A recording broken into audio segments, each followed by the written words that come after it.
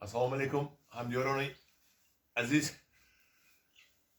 امروز من با شما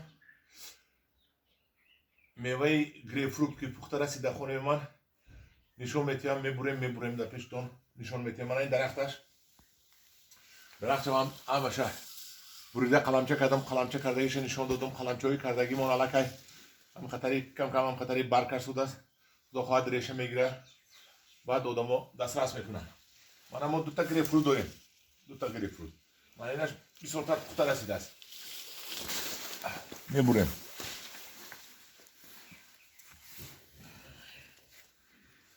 توزه میکنیم.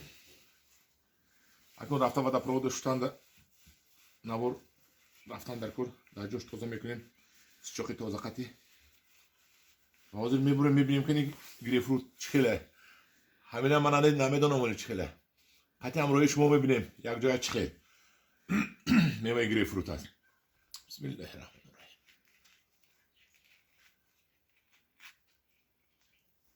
آره این گریپفروت اکن بریده میچشیم.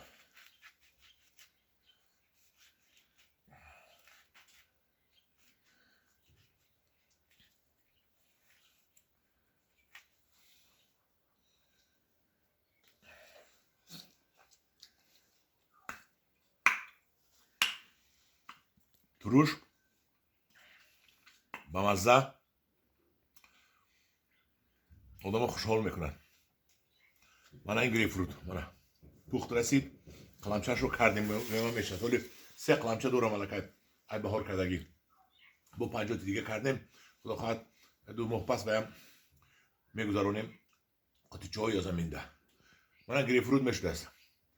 گریپفروت درونش زرد است. با هست گریپفروت درونش سرخ. این ذاتی درونش زرد بود است. به همین تمام تا آینده.